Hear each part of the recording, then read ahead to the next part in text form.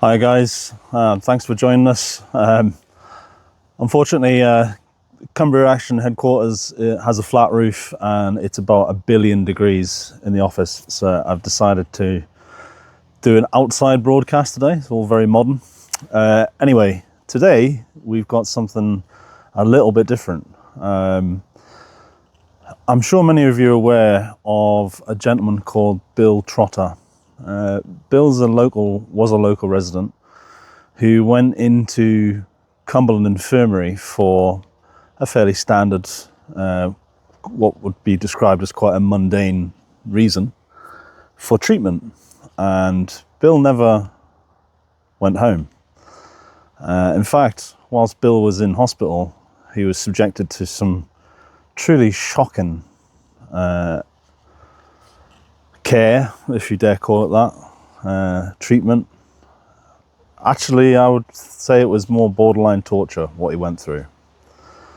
Well, subsequently, Bill's children, Mike and Kelly, have been in search of justice and have started their own campaign to fight back against the authorities, who are basically denying all knowledge and looking the other way.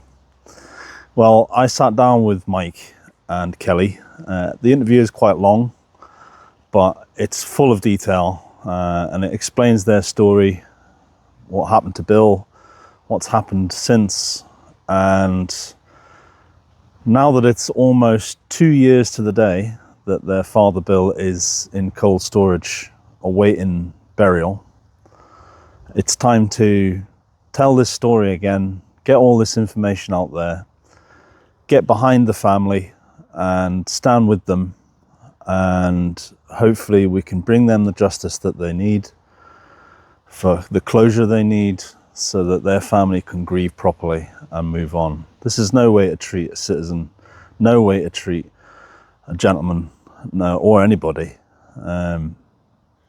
So enjoy the interview, do share it, get involved, and if you can, support their campaign. All the details are in the video.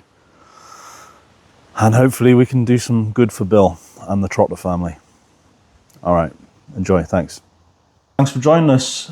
Today we've got Mike Trotter and sister Kelly to talk about their father, Bill. They're both from the Bill Trotter Justice Campaign. If you'd like to start, Mike, and tell us more about your dad. Dad, great family man, put his family first and foremost. Loved his wife, Joyce, our mum. Loved us as kids. He was firm but fair, I would say my dad was. Very firm but fair.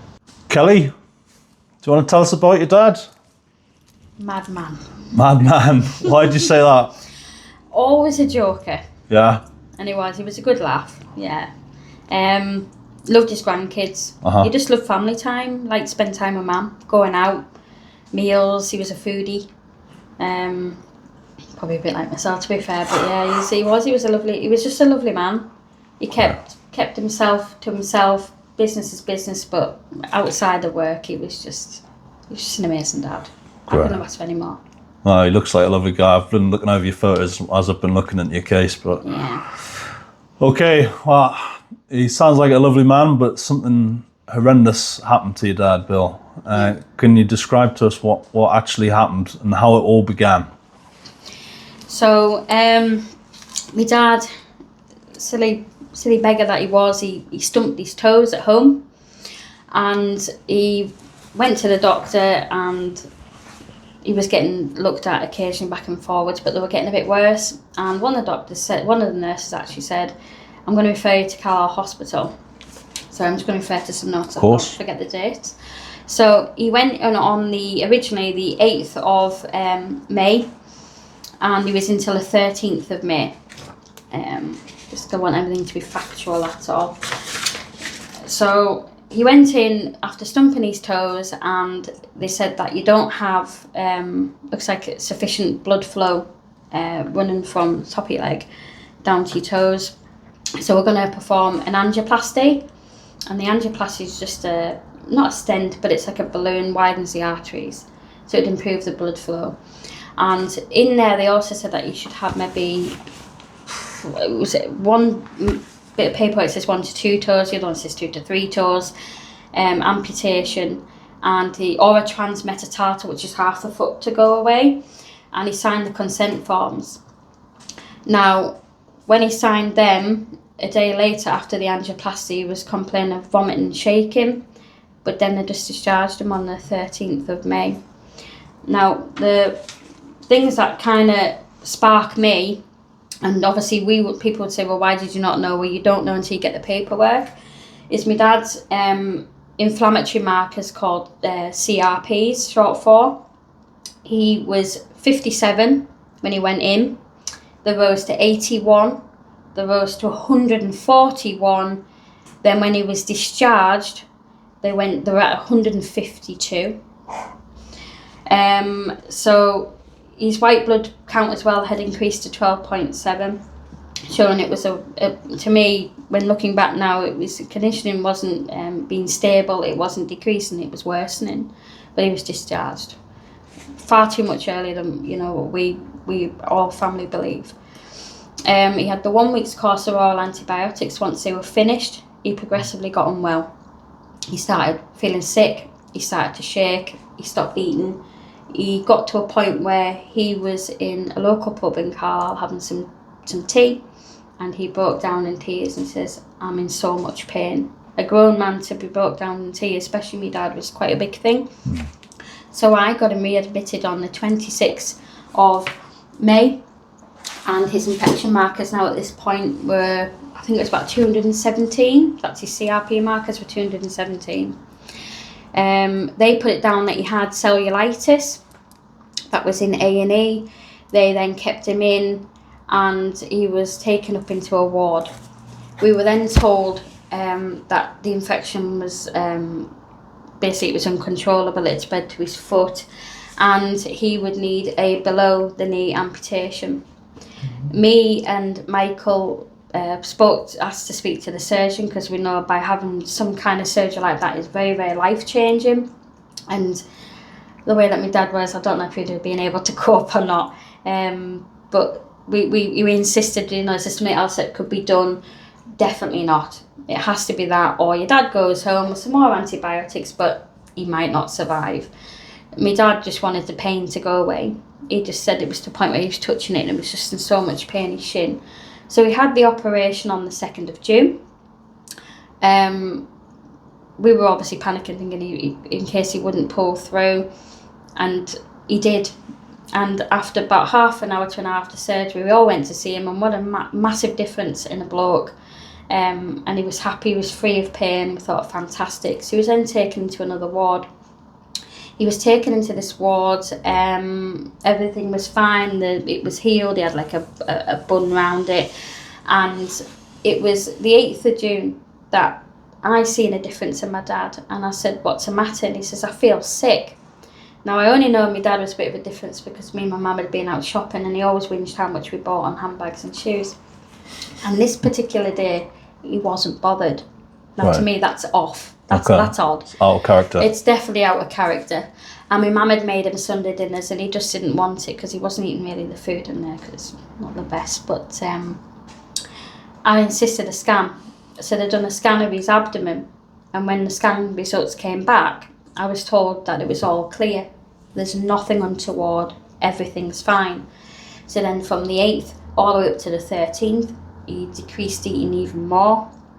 He was just not bothered. He didn't want to get back out into the wheelchair to go down to the Costa Coffee, which we were regularly doing. And he got taken into another ward, and when he did, my dad was buzzing. And I always remember this, he was buzzing for quite some time. He'd been buzzing over 20 minutes. I got there, I buzzed another 20. And he was lying in his own faeces because he had like a continent pad on. Couldn't get to the toilet, got your one leg off, he needs help. Yeah. So me and my mum actively, I asked my dad first of all, I was like, okay, I said it's a bit strange, but you do anything for your parents, which you would, anybody would. And so we cleaned my dad down, and then the nurse finally arrives. I said, sorry, too late. I said, I've done your job. So then I go to the reception, And I put a complaint in saying, it's ridiculous, I shouldn't have to do this, and said, well, we're all far too busy. I insisted that my dad goes into a different ward, which he did. He went into Willoway. He went to Willoway, which was supposedly the renal ward. He went in there, seemed like he perked up a little bit more. We're now on to just after the 13th, and me and my mum thought something's not quite right with my dad. Felt as if like his lip was swollen, he was just really lethargic. We thought he'd had a possible stroke. They checked him over. No, there's nothing wrong with your dad, it's just what old people do. I said, sorry, what? I thought it's a queer thing to say. And even on his medical notes, that would back up what I've just said, because on his medical notes even states that family had concerns as back as the 13th and the 14th of June that Bill possibly had a stroke.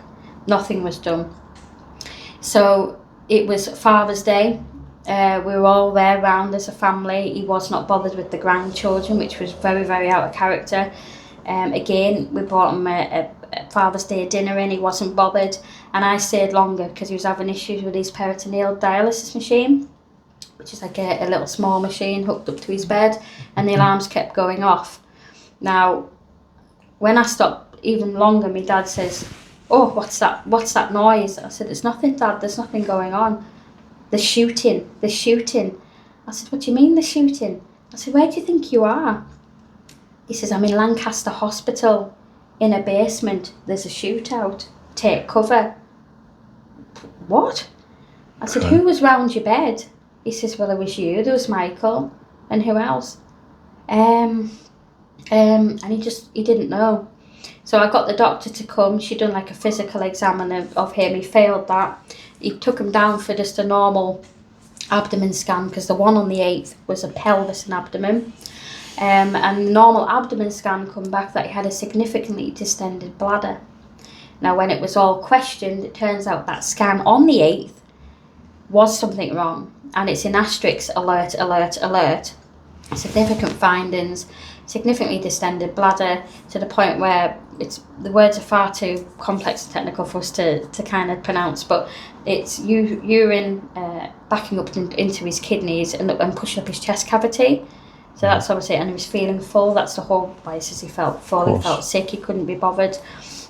So they eventually put a catheter into my dad, which we've got documentation of it and evidence of it, that they drained the 900, well, it looks like it's over 900 millilitres of turbid pus urine. Very thick, very gloopy. And they tested his urine, which come back with enterococcus and candida, which again, we're not medical people, so we didn't know at the time. And enterococcus is quite a serious UTI infection, and that's kind of why he didn't know where he was. So they put him on antibiotics, and they done various other scans on him. And then they come back a few days later, which we were looking at about 23rd, 24th, and said, we think your dad's got some kind of perianal infection. I said, what do you mean perianal infection? Looks like he's got a bit of a gas tract infection going up from his backside. What can you do there? Well, we can have a look and maybe pack the wound. What wound? Because none of us knew anything about this at the time. Then it was the 26th to the 28th, so correct me if I'm wrong with the dates.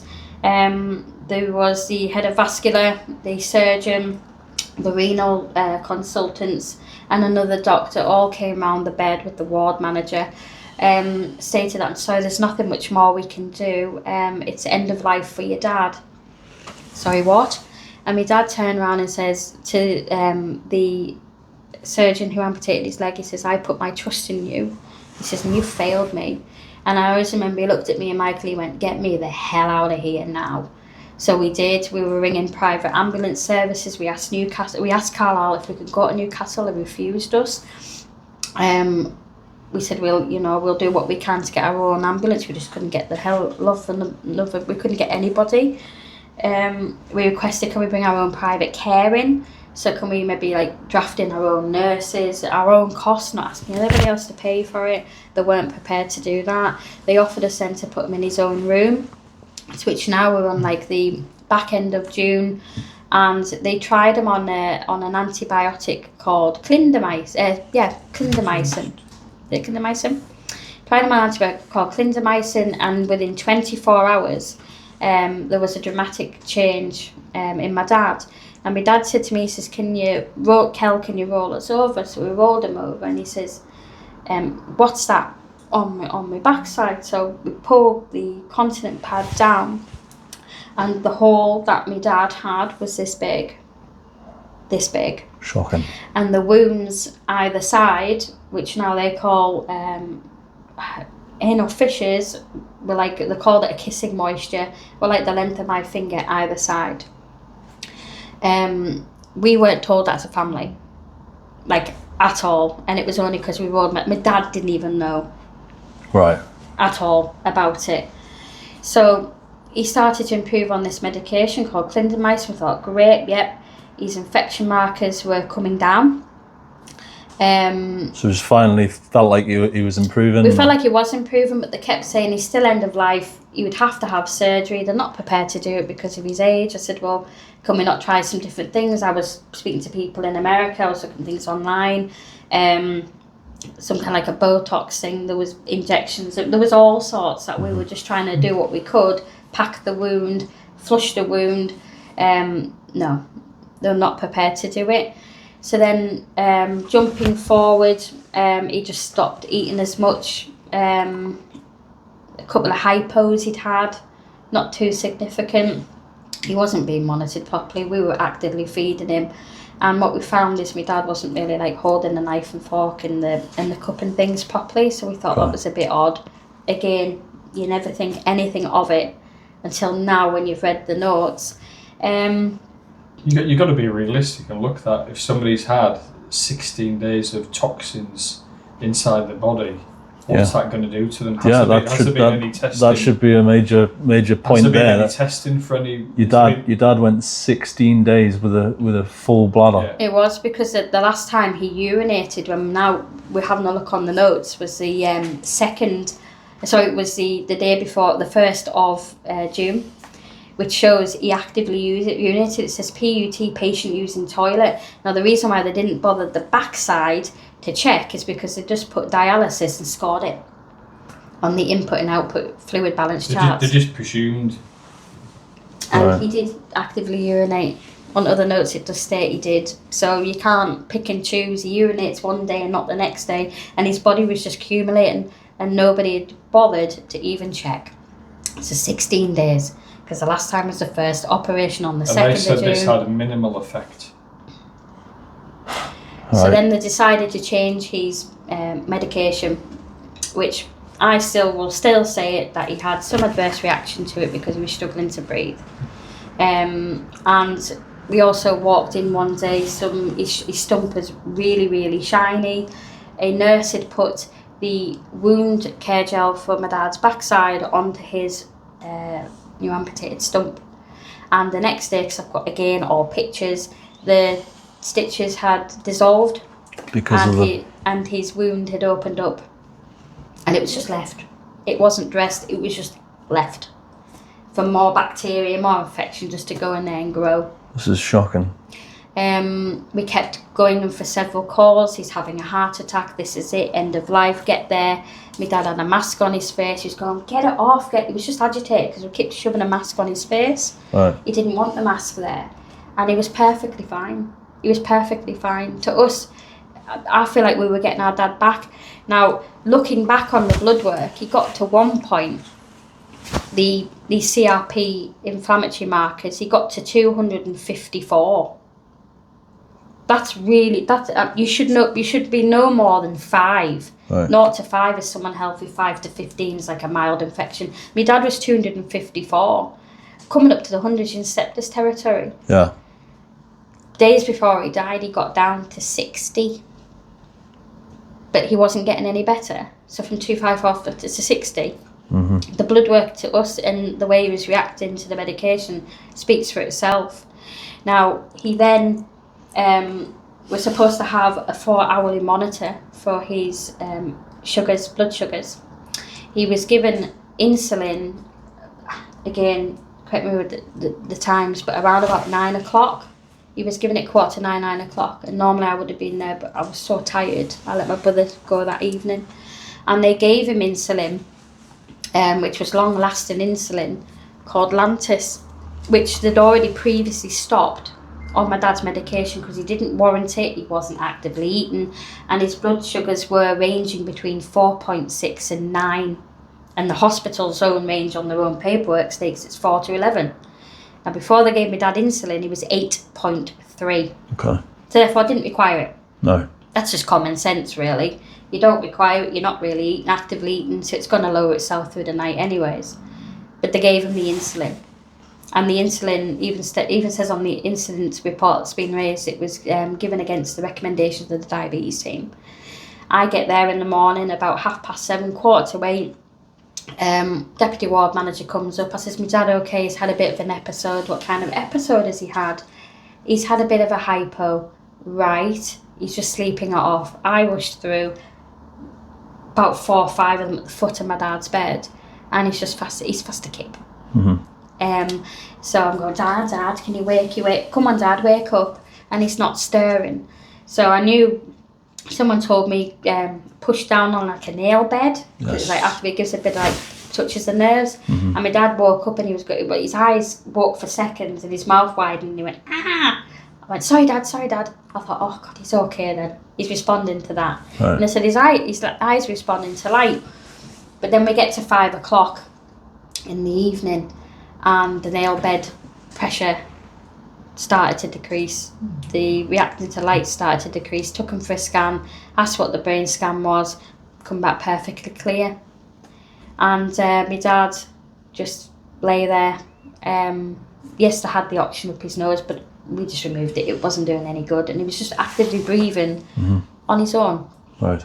And then it was the 18th of July.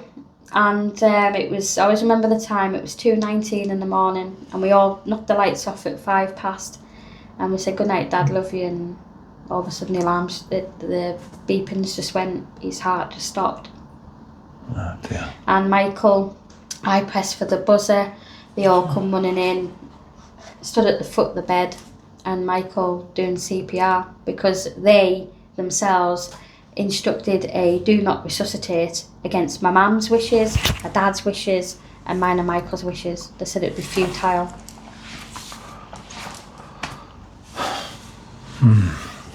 So they put a DNR on your father without your knowledge, without obviously your dad's consent, your mother's consent. No, we knew, right, but it was against the consent. Now this is our argument, is 1 minute my dad is complicit, not complicit, sorry, my dad is all there, he knows, he knows what he's talking about.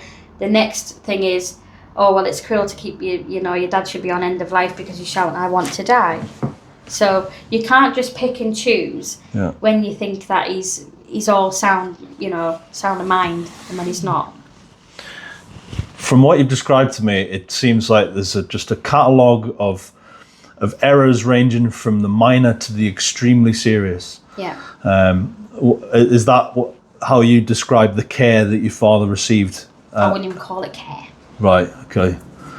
I wouldn't call that care. What sort of responses did the staff give you? Were the staff easy to work with? No. Did they try their best, or were they just not trained, not bothered? How were they with your dad? The attitude I took it from it was, he's just old. I'm just not bothered. Some were lovely, not all of the staff, so you can't call all of them. Right. And I've especially said this on more than one occasion, but a good handful in this particular ward, disgusting. Right. And then to call safeguarding on us as a family, which we all know who they are, what the names are, and what departments they're in, and why they're called on them. It's just disgusting. So the hospital's made accusations against you for what purpose, do you think? Because I was cleaning my dad's wound, because every time that they'd done their cleaning, which you can't really call it cleaning at all, wiping him, and he's full of feces. Right. He was just full. That's not cleaning. No. It's, and I'm not I'm not a healthcare professional, I'm not a nurse, I'm not a doctor. And instead of, and the common sense is when you've got an open wound, would you wipe a wound or would you dab it? You'd dab it. It's common sense. No wiping it. So then they were breaking the fresh skin and it was making it bleed. So, what date did your dad pass away? 18th of July 2024. I'm really sorry about that. It's, I've been reading through your paperwork, and we've obviously had conversations between us, and I genuinely can't believe the not only the lack of care, the poor care, the actual response from the care professionals as well beyond. We'll talk about that just in a minute, Mike. And what really feels like a major cover-up in response is eye-opening and extremely distressing from my point of view. And God knows how you guys have managed to cope. We were given a bit of time to spend some with my dad after he passed away. Packed his things up. We didn't want to leave anything there. Sure. I was too distraught to go back. Drove home. It was pretty much it was early hours in the morning. And I wanted to go and see our dad. Now, I spoke to mortuary at the hospital and we went down to see my dad, but what we found was really, really strange was he was behind a glass screen door and told not to go near him or touch him, which we thought was a little bit odd. But then again, I've not really been in that situation before, so maybe that, to me that was just maybe the norm. Did they give you a reason for that? No. Because that does seem unusual. I mean, in my experience, I've had relatives who've passed away and what have you, and there's no restrictions like that normally. Well, we didn't think anything of it, and it's only now after we've been speaking to people. Well, it's a bit odd that, and I think. Why would you think they'd say that, Kelly? Why think they'd say that? I think something's gone on. Mm-hmm. I think something's gone on with my dad, and I'm not going to swear, but effed up. I do honestly. I think something's gone on with Dad. It stinks. It's not right. It's wrong. And to treat me and my brother like we're a pair of dummies. Well, you've got to think when somebody's asking wrong. a lot of questions, you've got to think a guy goes in, stubs his toes, they let him go home and not a full course of antibiotics, because Kelly said unsafe discharge, in our opinion. And obviously the medical notes back up what Kelly said there. We're using their notes, their medical evidence, their paperwork, exactly what they put down. Then we highlight issues regarding his 16 days full bladder. Then we think, hang on here. We're questioning their ethics as well. They messed up here, leaving him for 16 days to full bladder. And then suddenly, he's end of life. And then he starts to improve with the medication, like he's on the antibiotics. And then he's given insulin against the recommendations of the hospital diabetes team. And he wasn't checked for 9.5 hours through the night. And he's supposed to be in a 4-hour observation time now. You would check his blood sugars in that Especially time. with such a poorly patient like The poorly Dad. patient say his end of life is a poorly patient. And then he doesn't wake up. He's in a coma. And he passes away in that coma. And then that's natural causes. And we've got all video and we evidence of question that. It's all on camera. Right. Yeah, we've got a video of Dad in Several a coma. actually. In a coma. So they're trying to say he recovered from his hypoglycemic episode and his blood sugar stabilised. Hey, his blood sugars may be stabilised, but he certainly If you pump the glucose on an IV drip, of course it's stabilised. Anybody's would, that's common sense. But somebody's in a coma and then they don't wake up. So what is it exactly that the hospital have claimed and have put on the death certificate? Natural causes. Natural causes. Caused by a perilous infection with septicemia brought on by diabetes, heart failure, kidney failure, same old rubbish. Right.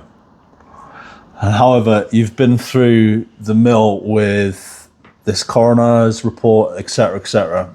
Can you tell us about the response after your dad's death and how you wanted to stand up and say, actually, no, this isn't how it went down, and you'd noticed the discrepancies in the paperwork and some of the recording in terms of the insulin reading, etc.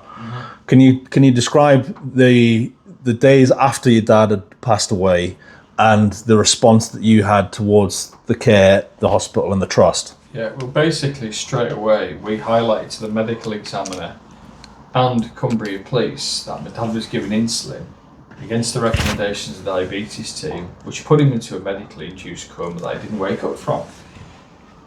The medical examiner and the coroner's office were informed by us as the family. The coroner's office phoned us back to say that they were going to do a post-mortem because of our concerns, the family, speaking to the medical examiner.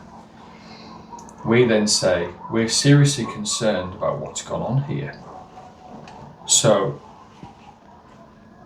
we would like a post-mortem done out of county, not in Cumbria, because we're concerned about what we've seen and what's gone on previously with my dad's care. The phone goes 1 hour later. Your dad no longer requires a post-mortem. We're not doing one now. That's when it stinks. I thought, that absolutely stinks. And what? Sorry to interrupt you, Mike. What justification did they give you for not? No justification. He does no longer require a post-mortem.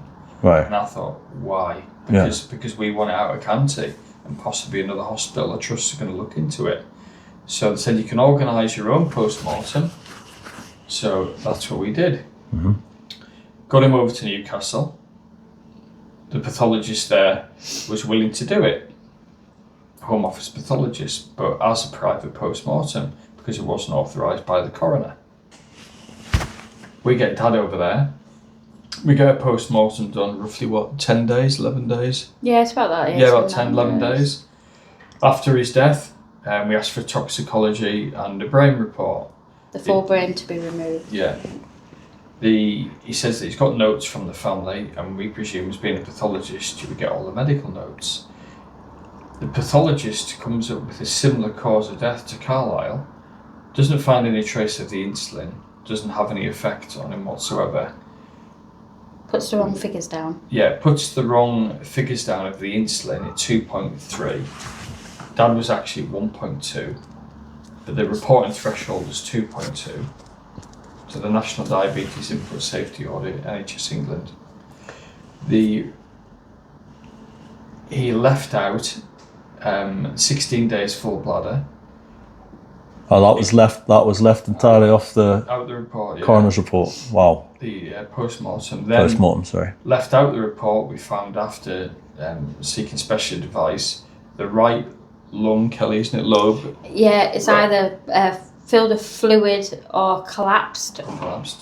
which then we've looked through the x-rays and my dad did do a chest x-ray. That was on the 15th of July. And he also introduced untrue evidence into the post-mortem that Dad already had a pre-existing condition to his backside, like a damaged backside, like an anal fissure. That's right. On the very first admission, like the 8th and 9th of May, wasn't it? Because obviously their cause of death was to put down that he died of a perineal abscess, which is basically the hole in his backside. So their narrative is that he already had a pre-existing condition and it worsened due to his other comorbidities like diabetes and his failing health. So we said, no, he didn't have a pre-existing condition to his backside. So we challenged this, and also they put down his weight as well was higher on the post-mortem report than what he actually was. Okay. So It was the exact same weight it was actually as he went in. Well, he wasn't eating, but the other medical notes show he had lost weight. So was that to cover the fact that he'd not received the adequate care, or that he wasn't being looked after properly, I'm not sure, but why would a Home Office pathologist omit key evidence out of a post-mortem report, a senior Home Office pathologist, and introduce untrue evidence that isn't there, and put down a similar cause of death to Carlisle Hospital? Why would they do that? And also The brain report didn't have all the information. the guy who done the brain report didn't have all the information, but on the brain report says recent multiple infarcts, which are mini strokes. Now, Hence couldn't hold the bowl or the plate. yeah. So insulin, as everybody knows, insulin didn't show up in my dad a toxicology report, but insulin metabolises out your system. Is that right? so it can't be traced. Interesting. So a lot of people seeing that on CSI and movies like that. So nothing to see here. Insulin didn't cause his death. We're going, hang on here. He was given insulin, which put him to a medically induced coma, which he didn't wake up from and he died. But that had nothing to do with it. So we informed obviously Cumbria police. They launched an investigation, give them all the evidence at the time, the DI. The pathologist, we gave him all the information, and he puts down a completely different insulin reading to what the factual insulin reading is. Right. But and that's not reflective in the original medical notes, or? It is, yes. We've got the physical medical notes, the handwritten ones, that shows Dad was 1.2. But on the incident report, they put down 2.3. Now, that's right. If you are 2.2 and below, it would automatically reporting to the hospital incident reporting system, the ICE system. It would be classified as a serious incident, and there'd be an RC investigation. And that's because, as you've described, insulin can very easily kill. Metabolize. Yeah, and then disappear from the system. Yeah. So none of that was put down. Wow. Why? You tell me why. You tell anybody why. So we challenged the pathologist on all of these points. He apologises for his inconsistencies. The Royal College of Pathologists of London accept that a report, they can't comment on individual cases, but the report would fall below their standard. The Home Office said that they accept inconsistencies in the background information, but cannot act because it wasn't a Home Office authorised pathologist instructed by the coroner. So, why also would a Home Office pathologist use Newcastle coroner's paperwork for the post-mortem when he didn't die in Newcastle and wasn't authorised by the Newcastle coroner? Apparently that's an administrative error. Okay. So and they've admitted that? Yes. So what in your opinion do you think has gone on there? It's all these people are connected. You've got the pathologist is on the Royal College of Pathologists Select Committee panel, along with the assistant Cumbria coroner, along with one of the investigating officers from the Home Office Pathology Department. You've got the medical examiner and the assistant coroner that are both socially connected on social media. How does that look? Okay. They both studied at the same college and they both live in the same small market town in Cumbria. Okay. Now, call that coincidence, call you what you want. But it seems a little bit conflicting to me. It seems doesn't seem very independent to me. Well, yeah, that's a conflict of interest is a serious issue in legal matters, and But also what we had found out is that the medical examiner is also in microbiology. Right. And what's the other one? He's also a consultant at the trust, but he submitted my dad's test results the day he died. The day he died on the 18th. Now, a medical examiner, if you've had any prior care, if you've been involved in any prior care or any involvement with the patient, medical examiner cannot be involved in the cause of death. With dealing with that cause of death. Of course. This medical examiner dealt with Dad's test results, and he was also on the incident reports, had full info and access on the urine incident report. So he had prior knowledge of what had gone on with Dad. Because the medical examiner didn't put that on his medical examiner report or notes. Right. You're just marking your own paperwork there, aren't you? Well, from our experience with doing Cumbria action work, we're finding a lot of officials doing their own marking their own homework. Frankly, I'm not going to comment particularly on this case because this is your case, but Certainly, And we're seeing we've found exactly the seeing same more with and the more and ward. more of it.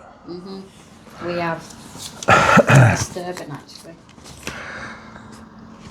Seeing as you've had so much dealings with the hospital trust, the CQC, and the coroner, where do you feel the system has failed you and your family the most? Failed is complete. It's systemic. It's a systemic problem. Yeah. It's failed us on all counts. It's only because we pushed and asked some serious questions. Failed everything. There's Yeah. been no help. No, you just We've had no finding help as a family. just finding brick walls put in your way. Brick walls. But we've got no problem pushing them brick walls down. Brick walls after brick wall after brick wall has been put in our way. Yeah. And the thing is, they want to control the narrative. That's the whole thing, is to protect the state, to control the narrative. And God help anybody who's on their own, or hasn't got the strength, No or got chance. other things, or can't cope with it. You have no chance. Yeah. These bodies like the GMC, the CQC, NMC. the NMC, they're all there to protect us. The police, the local authorities, they're there to protect us, to keep us safe. Supposed to protect. Supposed to protect us and keep us safe. Not.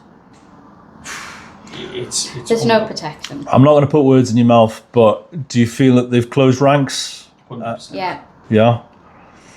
I think we come down on our last rain shower. Can you tell me about the actual staff that looked after your dad, and has there been any fallout regarding those particular medical officials?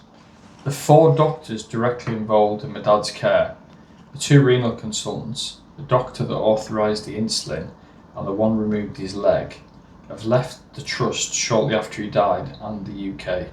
We've managed to... The doctor that authorised the insulin deregistered from the General Medical Council 1 month after he died, and is now still practicing in St Charles Gairdner's Hospital in Perth in Australia. Wow. One of the renal consultants is in Uganda. We've tracked him there, and the one that removed his leg, he has gone to either, we think, tracking obviously the team, Tasmania, Australia area. He's gone there. The other renal consultant, we don't know the full whereabouts of that doctor, but we had a meeting with the trust and the collaborative, and this was highlighted, which Kelly mentioned this with me as well, that we asked them a question in the meeting. Can you please explain about the 4 doctors that have left the trust in the UK? And their words to me and Kelly is they've taken new career plans. And I said shortly after, well, how is it one of the doctors is now practicing in Australia in St Charles Gairdner Hospital? And said we're not going to discuss this any further. Okay. So Kelly... The other things in the meeting that was discussed was, I got told that your dad didn't have urosepsis. I said, yes, he did, because it's all over various parts of his medical records. He had urosepsis. One consultant said it, another one did. Well, 3 or 4 did. And we were told categorically in the meeting, no, we didn't. I said, well, how come all 3 or 4 put on my dad's medical notes that he did? They shouldn't have done that. What do you mean they shouldn't have done that? Naughty of them. They shouldn't have put that on your dad's medical notes because he definitely didn't have urosepsis. Oh. Well, can I put something to you then?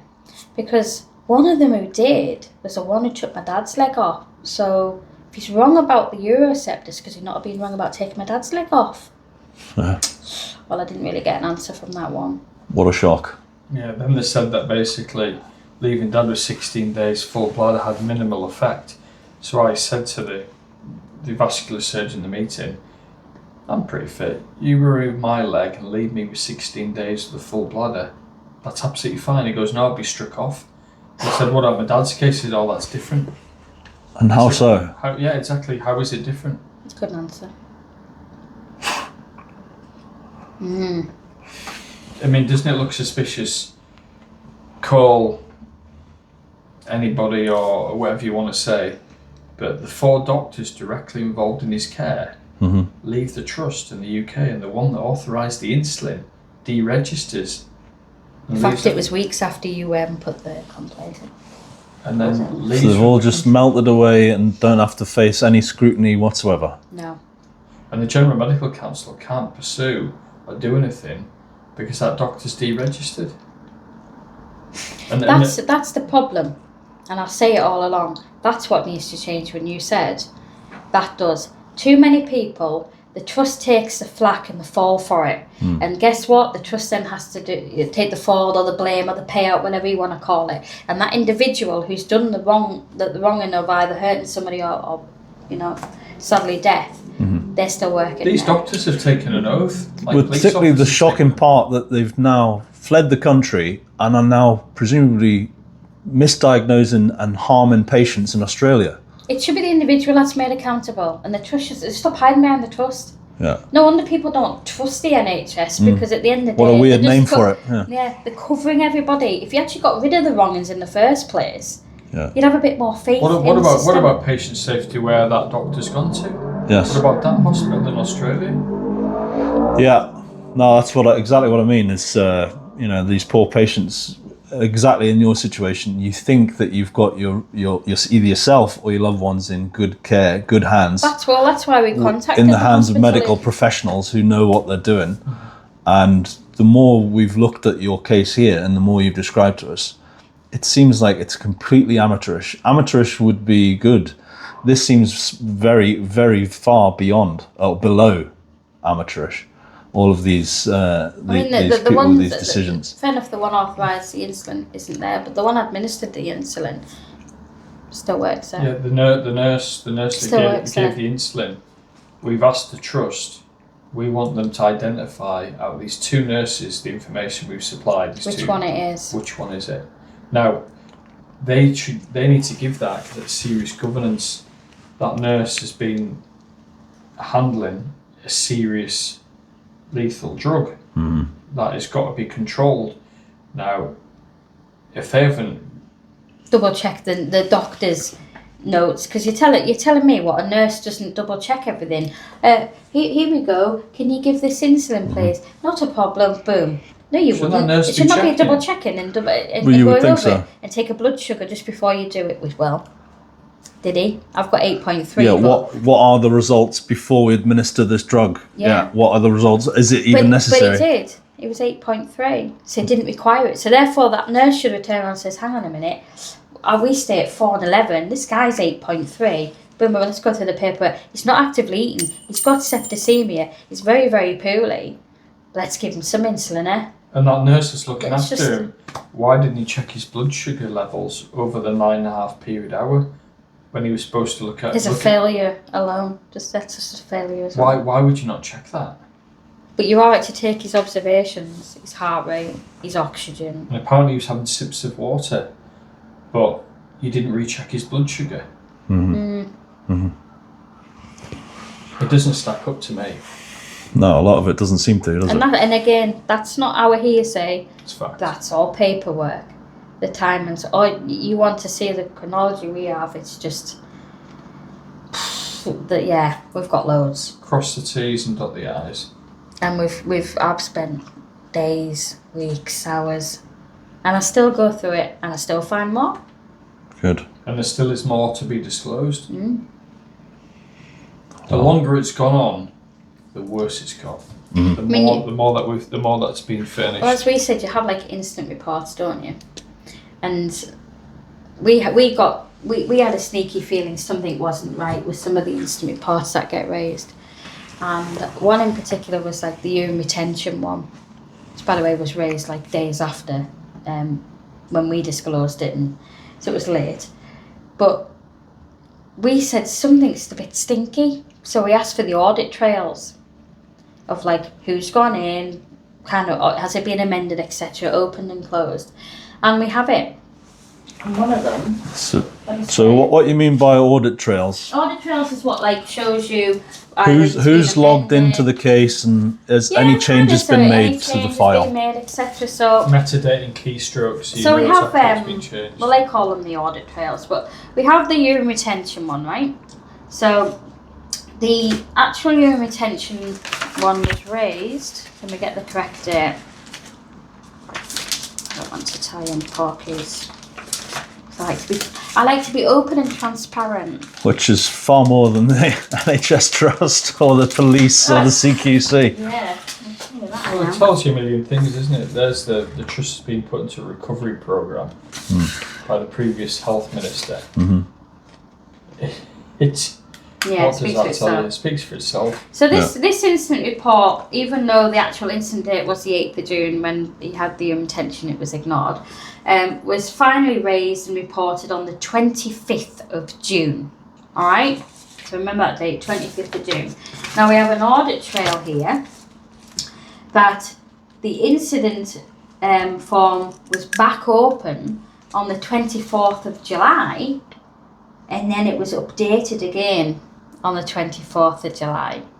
So a month after that one particular one. What was to update on it?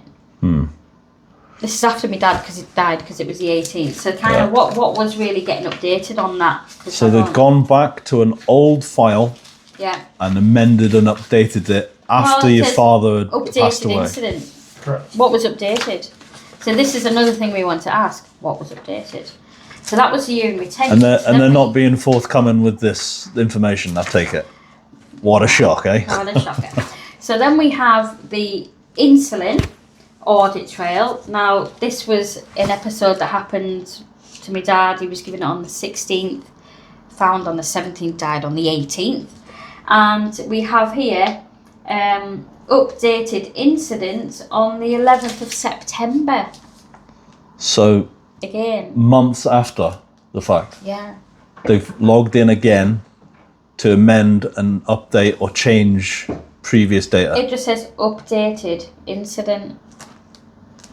Now, but update, it's they're not not viewed, it's not read, it's not closed, it's updated. Updated. Update what? Not updating the date, because you don't amend that. You're not updating who done it, because you don't really amend that. So the only thing that, to me, what would you amend would be the description. There we go. People can think what they like.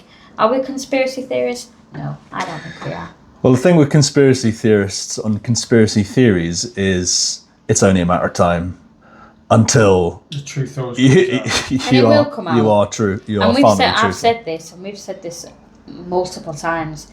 I'm going to keep going. I know he'll keep going, and I couldn't give a toss. God bless if you. I'm old and grey, the evidence speaks for itself. It's here, and I challenge anybody to come back and defy us and say it's anybody not can right. come and see the evidence for themselves. You're welcome. Anybody to come and view it all. Well, somebody truly independent, an independent governing body that we actually have, allegedly, should be taking that independent stance and observing. Case, you'd like to think that they're going to look at this subjectively and look at all the strength of the evidence. Because to open an inquest, Section 1 inquest, is a very low threshold, reason to suspect. Not hard evidence. Yes. Yeah. That's a whole purpose of having an inquest. Some of the notes as well, the one I don't know if I will mention it, but is the coroner's notes versus my notes, and my notes are based on factual medical records, is that he did not suffer from hypoglycemia, my dad, which is the low blood sugar. He suffered from hyperglycemia. Right. How can 1.2 be hyperglycemia? And mine is 8.3 high when the hospital's range is 4.11. Yeah. So there's just 1 point blasted well out the water. And I have another. I've got several more, which we've already put forward. Which now we've heard nothing. And why has the coroner, as an independent judicial officer, got independent high-end legal advice, Broadfields LLP? And why has the medical examiner got high-end legal representation as well? Why do you need that? If Mr. Trotter died of natural causes and there's no failings in care, why has the medical examiner and the coroner got legal representation? And why is the Cumberland Council funding out of taxpayers' money HM Cumbria coroner's legal costs? Well, it seems odd, doesn't it, seen as the NHS Trust described him as just being old. That's what happens to old people, you know. It seems pretty odd, seeing as he died of natural causes, that suddenly they need high-flying lawyers and legal protection and all of these cagey... against two people, just... And all of these barriers and walls are being put up in front of you.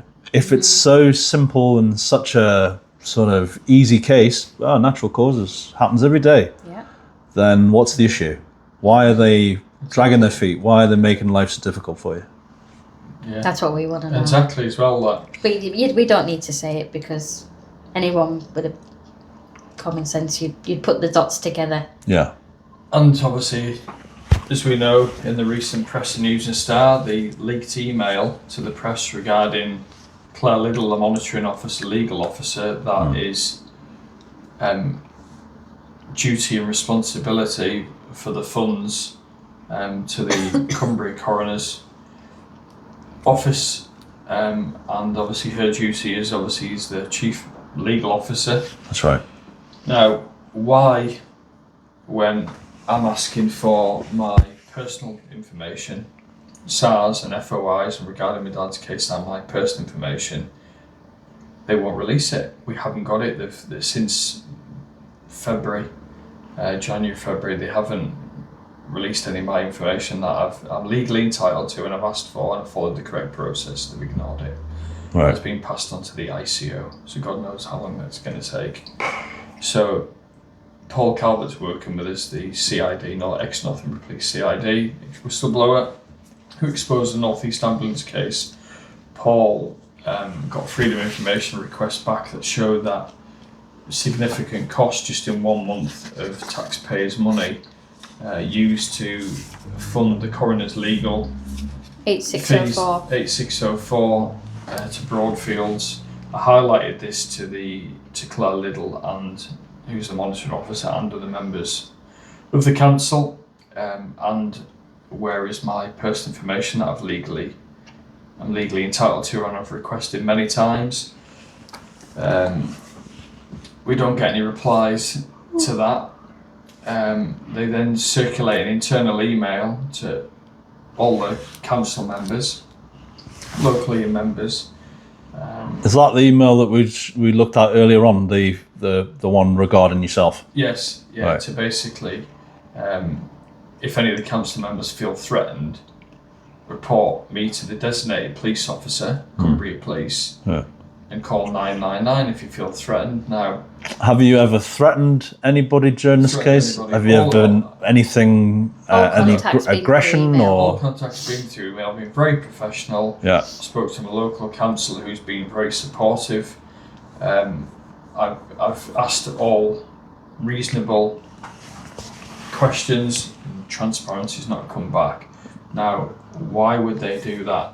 Now you've got, of course, because we've exposed that the local authority is funding the Cumbria Coroner's legal costs. Is that what it is? You know, and I'd be very interested if you'd actually continued sending the emails. Would the police then actually act upon it as harassment? As harassment, but they won't act upon something that will seriously put concerns forward regarding our dad's death. That'd be very interesting. It would be interesting, but that'd be a bit vexatious, and then put down as harassment, and then try and get me arrested for harassment. Then would have discredited my dad's case.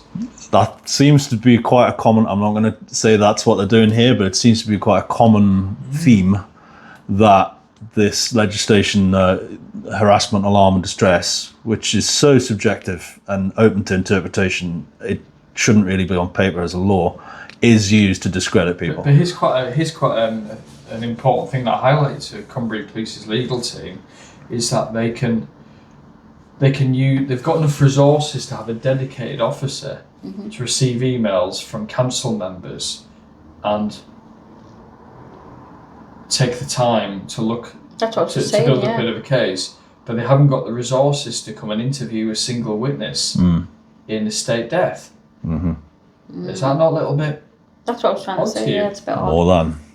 More than. Yeah, I mean, is that not a serious question to be asked? Would that not raise eyebrows? Because that's certainly what's flagged up in nearly everybody that has contacted me regarding Because it stinks. Yeah, it stinks. What's been gone out in the press absolutely stinks.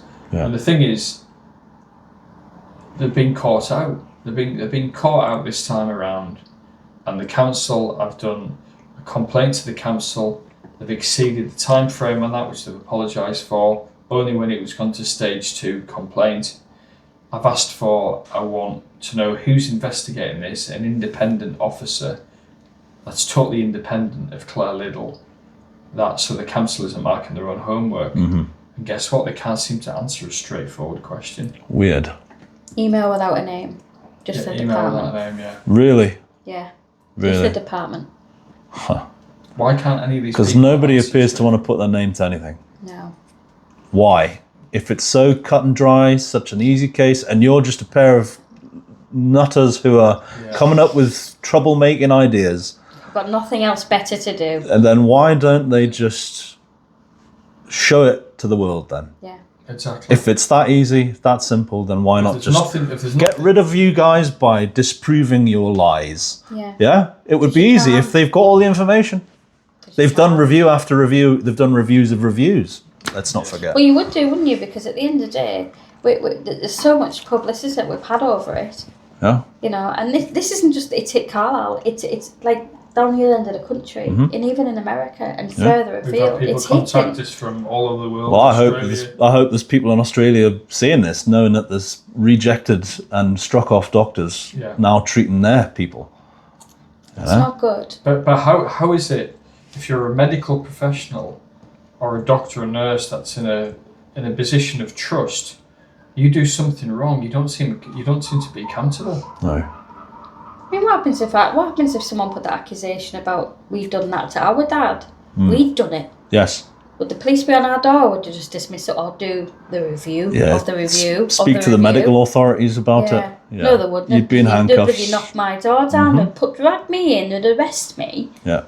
And then interrogate me. Yeah. And get bloody witnesses. Of course they would. So basically, the police are more or less advertising that. Become a doctor and walk scot-free. Give somebody insulin and you'll get away with it. Yeah. That's what it seems to Only be. if you're a doctor or a nurse or in the medical professional. It's crazy. Given you've had all these back and forth with all these different authorities, what's it been like trying to get information out of the system, be it the CQC, the police, or even the council? What kind of difficulties have you been facing? Well, if I could describe it, I've had to crowbar out of them. It's probably a polite word. Okay. It's been impossible. They will use every single obstacle in the book. It just, they know that the ICO has got a massive backlog of 9 months to get the information. You've got to go jump through so many hoops to try and get your information that you're legally entitled to, but who's going to hold them accountable if you don't get it? That's right. Who is it to hold them accountable?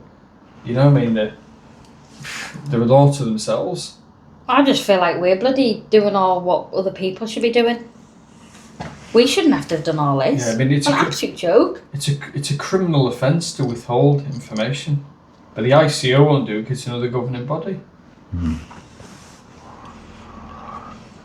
You'd mentioned when we've been chatting there that you've had various contact with MP Julie Minns. Yeah. What's her interaction with your case been like? I mean, to be fair, Julie she's obviously instigated the Attorney General and the PHSO investigation. Hasn't been involved with our interactions with Cumbria Police or Northumbria Police or Cumberland Council. But yeah, Julie obviously mentioned my dad's cases in the Houses of Parliament under the Hansel Report, Section 2. So that's the Hillsborough law for clear transparency regarding cases like this. What systematic changes do you think need to happen so that other families don't experience what you've experienced?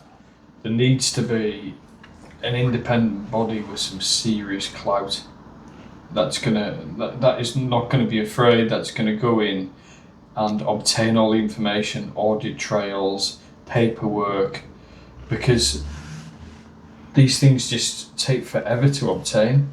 It's just impossible. And they're not independent. No. I'm sorry, but they're not Need a independent. proper, truly independent body.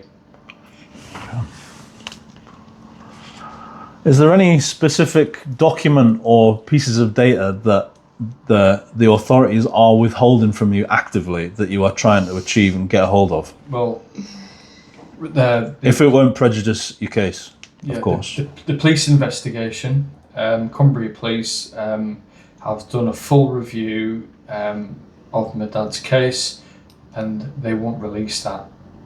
So, as we said, well, if there's nothing to see here, why not show us? You've done a full review. You've done a full review.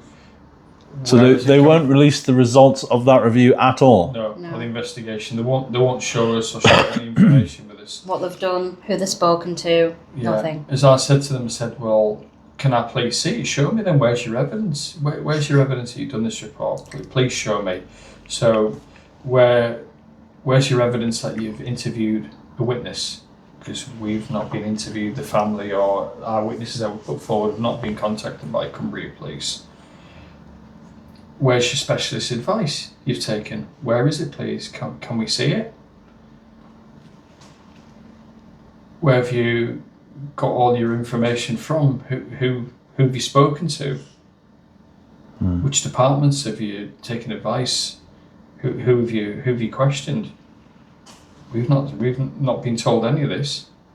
Also, there's a report being done by the CQC, and it's lessons learned.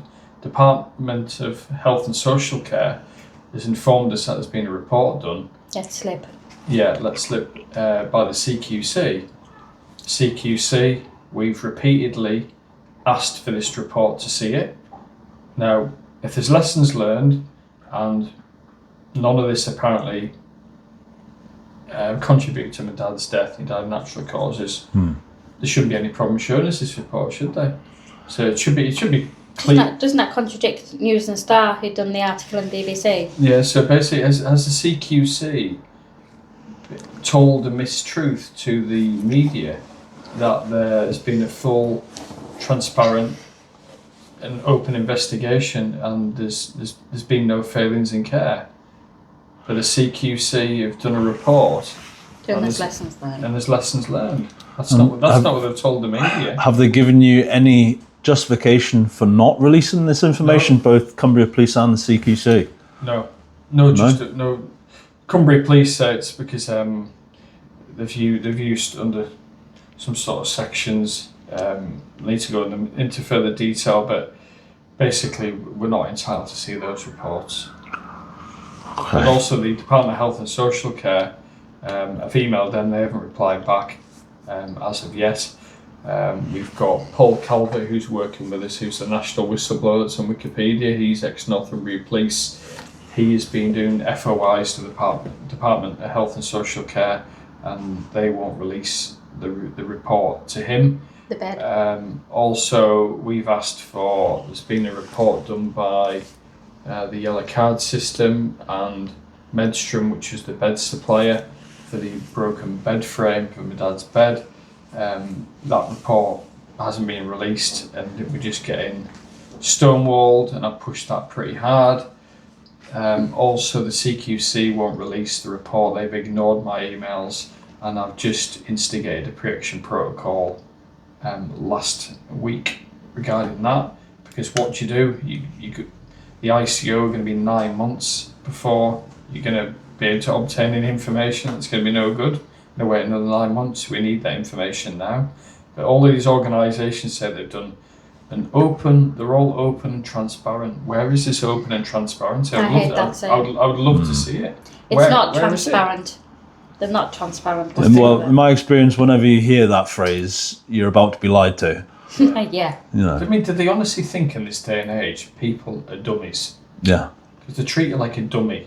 The police treat you like a dummy. You think they just can't answer a straight question. It's like you've never been fobbed off before. You've never been, it's just they will constantly make up, But you know the stupid thing is, we're just average Joe people with families. If you're gonna be a liar, you've got to have a good memory. and they haven't got very good memories. So actually, they're not very smart people. Right. Not very smart. Northumbria Police were reported about the pathologist omitting key evidence, perverting the course of justice, and obstructing a coronial investigation, a police investigation, and fabricating and introducing untrue evidence into a post-mortem report. Pretty serious allegations then. We got the evidence, we put it forward to Northumbria Police, no replies. We email them again. We then get a call I went back down, from didn't I? Forth Banks Police Station. I went down over to Newcastle To in say person what myself. is going on. It's because the pathologist is the Home Office pathologist for Northumbria Police. Now, the Home Office pathologist, would they make that many mistakes? To me, that's a bit like, these people are at the top of their game. Put all these allegations forward to the police. You report a crime of any such of theft or shoplifting, Tesco's, that individual has stolen an item in Tesco's. The police don't say to Tesco's, call the Food Standards Agency, we're not going to record a crime. You're reporting a crime, you record that crime, the police then investigate that crime and take witness statements and go and interview the potential suspect. Northumbria Police done none of that. Breach of Home Office current rules. You report a crime of that serious allegations we're putting forward, and they tell us to contact the General Medical Council. The General Medical Council doesn't deal with criminal allegations or allegations of criminality. They're a regulatory body. Same with Cumbria Police, though. Like I've told them, we're putting some serious allegations forward with some serious information and evidence that we have. You know, you've not once took any statements whatsoever. We've got witnesses. Absolutely zero statements. Nobody's came in here and taken a statement from us. Okay. We've not seen We anybody. had an original officer come to see us to get some evidence Some and, background and evidence, but that's and about speak it. to us, and then he spoke to the pathologist and took his word for it. And this all goes back to these reporting and these findings that you're not allowed to see. Yeah. And basically, when the first ITV interview came out, I received a phone call off the Professional Standards Cumbria Police, basically saying to me, and I've got it in an email afterwards just to confirm, what you would like, Mike, what would you like? You would like a thorough investigation. So for us to do a thorough investigation of your dad's death, you need to drop your formal complaint against Cumbria Police for us to do that. Really? Unaware, I didn't know I needed to do that. But I did that in good faith. Nothing happened for that period of time, for what, probably over 9 months. We didn't get anybody. Victims' Right to Review, we had nobody contact us, emailing, nobody updated us on the case, no, nothing. How is the investigation took place if you haven't spoke to any witnesses? And it wasn't even done with the correct officer either. Then we go down to see what's going on. We go down to Carlisle Police Station, Durham Hill, walk in there, see the inspector. What is going on? We're getting no updates. We've got basically our dad stored. We put serious allegations forward, loads of evidence, and we're not getting anybody coming back to us to speak to us. What is going on? They said, we've looked on the records. Your dad's case is now being investigated by FMIT, which is Forced Major Investigation Team, which deals with serious organised crime in Cumbria Specialist Team. Right, Okay. brilliant, thank you. Great. Can we get somebody to contact us? Somebody will contact this evening about 5 o'clock. I'll make a note. Nope. Nobody contacted. We then chased it up. I went We down, then I went get- down Saturday. Yeah, we then get an email from the so-called investigating officer that had it for 9 months. That was a safeguarding officer, but why is she involved with basically a serious case of estate death?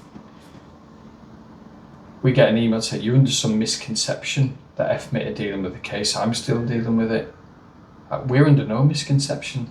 We were told off a senior inspector who looked at the records when we were down there that said the case is with FMIT. So, okay, we put a complaint in, get another DI call back. Says, right, we're going to be looking at your dad's case, we're going to be doing a review of a review, which I think is quite bizarre. Right. You haven't interviewed any witnesses. So What? Sorry to interrupt you again, Mike. But what exactly is it they're reviewing if they haven't gathered any evidence? Yeah, exactly. The review of the original review. The review of the empty previous review. Correct. Yeah. A review Okay. because And how long they'd already been reviewing this review for 9 months at this point? Yeah.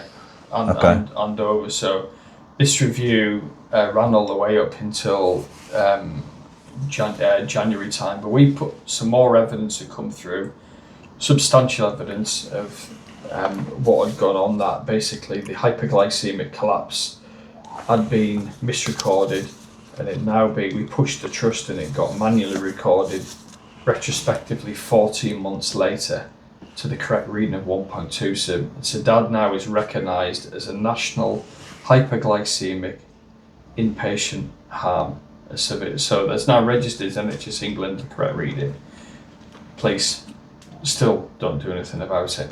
So despite this revised insulin count, they still won't act. Yeah, because the pathologist and the coroner Have stated it's not that. It's not that.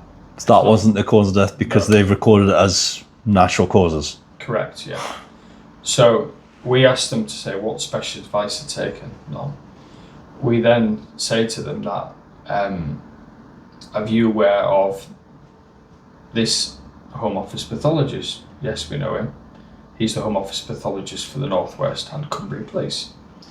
We've got an email off him that says the insulin is so close to my dad's death that you can't see how it can't be.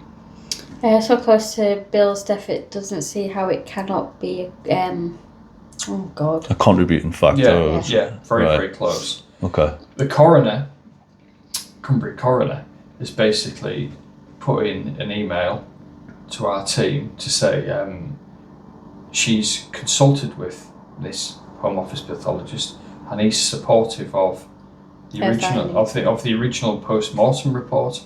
Now that's not what he said. That's contradictory what he said to us in an email. So we state this to Cumbria Police, and the phone goes a little bit quiet. Okay.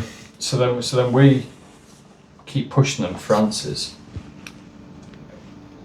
That's for the CCTV. Yeah, we asked for the CCTV down at Durham Hill about us being in there because they're saying we're under some misconception about FMIT. It shouldn't have happened. They won't release that.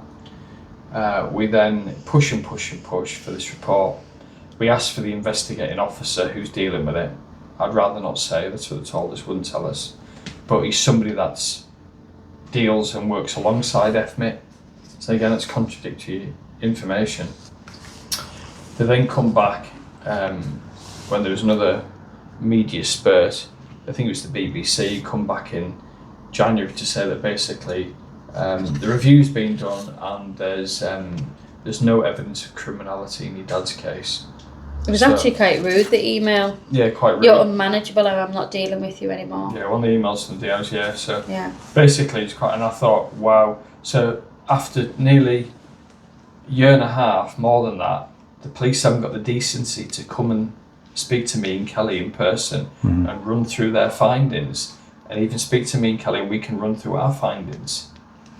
Sure. It's not a bit odd. Well, you'd think that there would be some kind of liaison officer who would at very least spare you half an hour. So you can come and visit. Because they're not that busy. Just to fob you off a bit more, you know. But they're not that busy. Just wash their hands. We've been fobbed off. The thing was stupid, honestly. It's insulting our intelligence. Yeah. Wrong people to fob off. Definitely the wrong people. We then go to the police, we push it about this should be investigated by an external force, not Cumbria Police, because you've got the medical examiner, the coroner, all the authorities in one basket. We say we'd like this out of county, this should be investigated by the IOPC. No, their complaints department send it to the Police and Crime Commissioner to mark their own homework. Yeah. They come back with nothing to see here. Cumbria Police has done a fantastic review of the dad's case, and there's nothing to see here. Have you had any interaction with the Police and Crime Commissioner? It's David Allen. Yeah, right? none. None? He chooses to ignore the emails. Despite all the national press and the fact that it's a building case? You still not They've reached out? They've marked their own homework. No. They've done a fantastic review, and there's nothing to see. A review of a review. A review, Yeah, and yeah. there's nothing to see here. Okay. Which is, Northumbria Police have just ignored further emails. Now, the police is here to protect us as the public, They're not. and I feel like they've been working against us. Why? It's almost as though the authorities and the I wonder why. the state machinery is more important than Let's individuals. protect the state, of course it is. Yeah, it's evident. It's evident to see in all the information we have.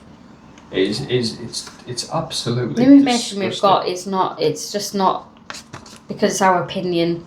We're not conspiracy theorists. Far It's from facts. it. It's factual and it's scary. The best thing is It we've really used is. all their own evidence against them. Yeah. Okay, guys.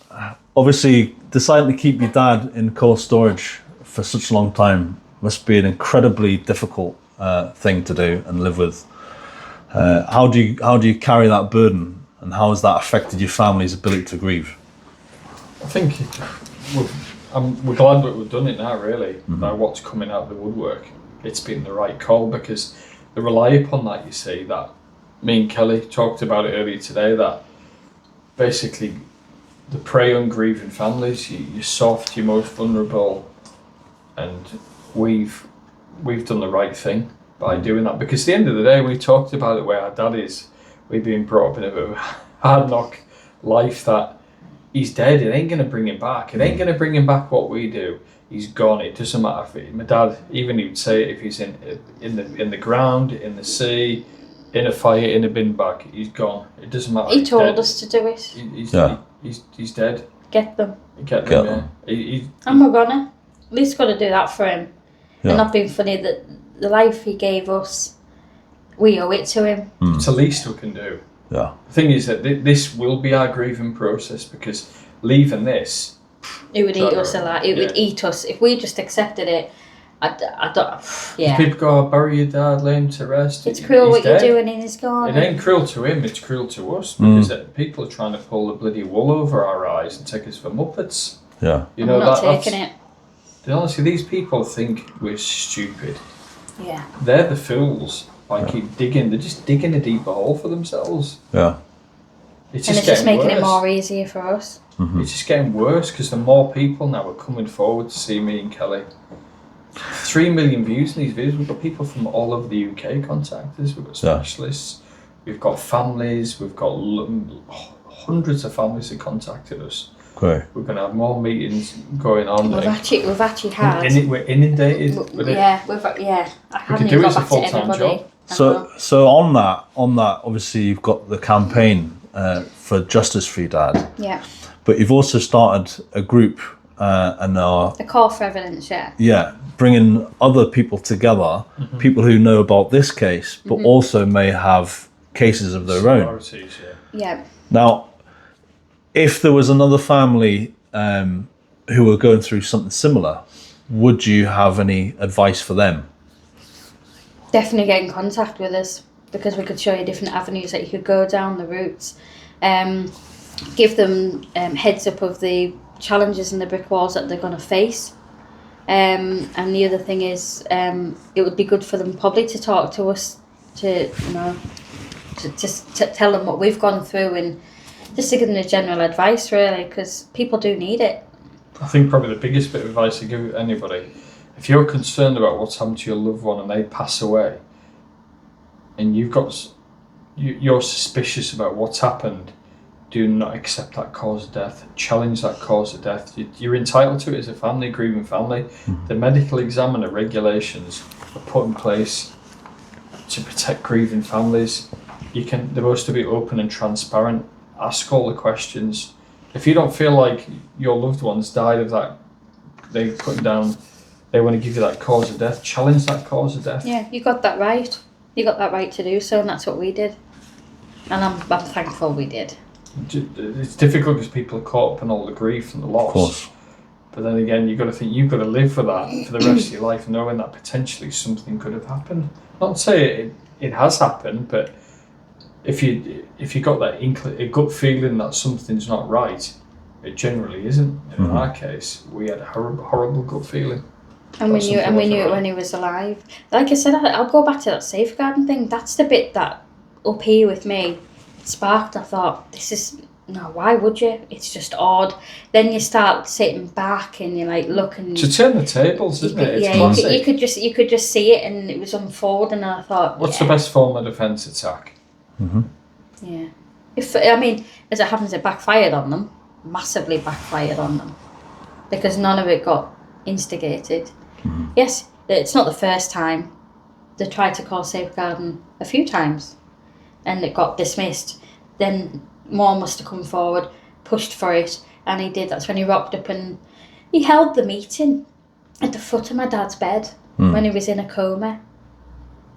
And we were put under their false pretences because we were told it was an end of life meeting. And the consultant, one of the doctors that left, deal with the process of one of dad the doctors dying. that left told us that we had to get you here somehow. Those words, we had to get you here somehow. So that's wrong. You don't do that. Well, that's a breach in itself out of a patient's trust. And then it turned on the safeguarding officer, bent their ear for not duty of candour, and where's the incident report for the urinary retention for 16 days, which hadn't been raised. Which another official said would have been struck off for had he done it to you, for instance. But the thing is that it keeps saying it had minimal effect.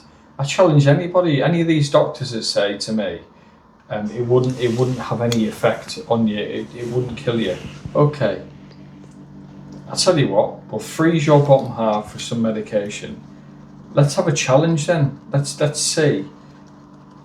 Let's leave you for 16 days with a full bladder. See what it'll do to you. But you'll be fine. It won't have any effect. There'll be no long-term effect on you, no harm in your body. You'll be absolutely perfectly fine. Why don't you do it? Let's see what happens. Yes, yeah. But the thing was the not telling me or dad or Michael or Mum about the hole in his backside. That's right. And it was black as your top, front to back. Black he was. Right. And the hole. What would it do? How toxins in your body for that long? Of course. Wee in your body. Everyone knows, like, imagine you need it. Imagine going 3 hours when you're bursting for the loo. Imagine going a day. Yeah. Imagine going 2 days, a week. What about 16 days? 16 You'd be days. screaming in pain. Yeah. His bladder, even if he survived it, what the state of his bladder would have been like? It would have wrecked all the muscles inside his bladder. His bladder, he would have been incontinent. None of that's taken into account. Oh, he's old, it doesn't matter. It had minimal effect on him. It didn't contribute towards his death. But again, we've got all evidence of this.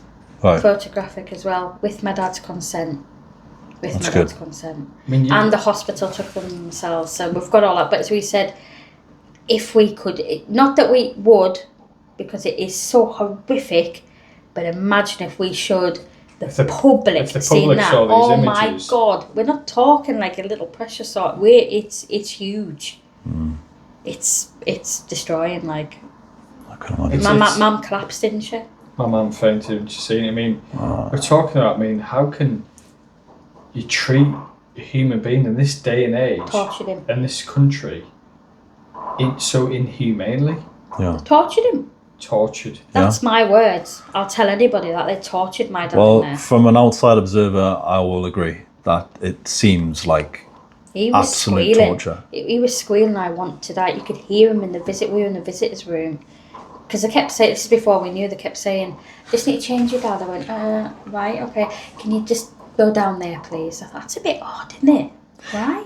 Moving him over. If I had done this to one of my relatives, if I'd done what they'd done to your father, I'd be in chains. I'd be in handcuffs. You would be. And rightly so. Yeah. The papers would call me a monster. Yeah. Yeah.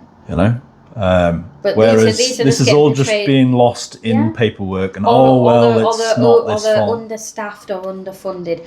Understaffed and underfunding does not make you give a patient insulin when not required. Yeah. Understaffed, underfunding does not make you put wound care gel on a stump that it didn't require. And it certainly doesn't leave somebody for 16 days. Their bladder and ignoring the scan, which you had hold of, and it certainly doesn't make you wipe the backside to make it bleed and not make them clean them properly, leave feces in the wound. That's not understaffed. That's not underpaid. That's incompetence. Huge And all of Yeah. these CEOs seem to move from one failing trust to another. It's interesting, that, isn't it? It is very interesting. No one ever gets moved on or held accountable. They are promoted out, in my experience.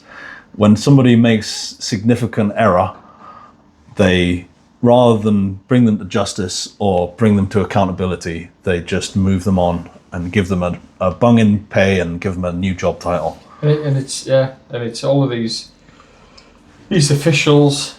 Why won't the medical examiner sit in front of us? Why won't the coroner sit in front of us with all this evidence? We offered to take the paperwork, the bundle.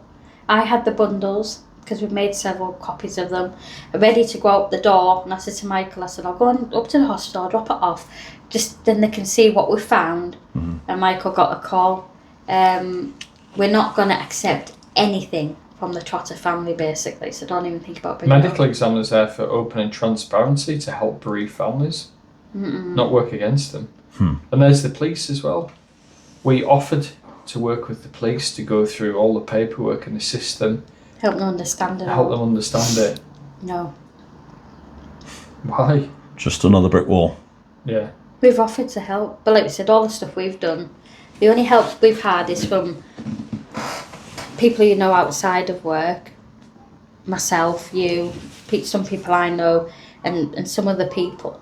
Don't obviously want to disclose the names and the positions, but everything is being by me and Michael.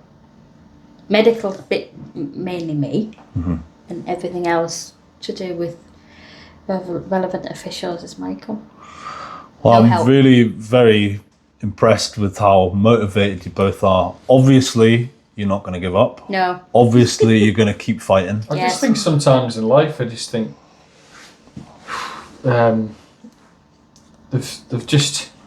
sometimes you just come across those individuals, and unfortunately we're just them individuals, and just... Well, what is it that gives you your motivation to keep battling? We just hate there being the wool pulled over our eyes and getting justice for our dad. Yeah. I think we take it from him. I've said it in multiple interviews before. We do. My dad was a bloody somebody tries to take hard you for a dummy and insult you. Yeah, he hated that. My dad hated his intelligence being insulted, and so do we. Well, can't stand it. Great that his legacy continues. Yes. Two hard nuts battling the system. Two hard nuts, yeah. But all we want is the truth. And if we can get the truth... You're not asking for much. That's all right. You're not asking for much. We just want the truth. And if we can prevent this from happening to any other family, and local families as well, all the families in Cumbria and all over the UK, if we can prevent something. Because something needs to change. I said to Michael, I said, I'd like to try and push for like a law where the individuals, because at the moment, if we want to go for an individual, it costs absolute thousands to do so. That's why nobody does it. Private prosecution. It shouldn't be like that. No. It shouldn't be like that. We have got the names of the key individuals. That is another option that we are exploring. Okay. Yeah. All right. Well, a final message. If you had anything you wanted to say as your closing statement, now's the time. What would I say? I would say the truth always comes out in the end. Look at all the other things. Post office scandal. That's a prime example of it. Yeah. Mine. Thank you to the public. Seriously, for people putting trust in us, and I hope that the people continue to do so, and we're not people just waffling on and wanting to be in front of the camera, because we've never been that type of people. Now it's just a breeze. But yeah, thank you to everybody who's backed us. We've had a lot of great support. Yeah. That's great. Really, really good. Honestly, it is. It's like I say it in all my videos. It's great. I cannot believe how much people have been behind us. No, you can activate people because people care. That we care about each other. It's the authorities that couldn't give a shit. But for me, it's like this has been the biggest eye opener for me, that I had a lot of faith and trust in the authorities. And for me, seeing it this close to home, that you've got. He's shocked. I'm shocked that because I know a lot of these people like work in these local authorities, like the police, the council, the bodies that are there to protect you, the regulators, and there's nothing. We've got nobody to turn to. My mum doesn't trust anybody, never has done, and I'm exactly the same. He would trust everybody, and now he's onto the dark side. He doesn't trust anybody. Welcome to the dark side, Mike. All right. It shouldn't have to be like that, but it is. No, it's the reality of the world we're living in. Yeah. But Yeah, I mean, I could just say, I could just say quickly that has it eroded our confidence in the local authorities, the police, the regulators? 110%. I don't blame you. Would I want to take any of my children and family members to the local hospital? Absolutely not. I've already instructed my wife, if something happens to me, put me in a taxi or drive me over to Newcastle. I'd rather die than go in that hospital. I don't blame you at all.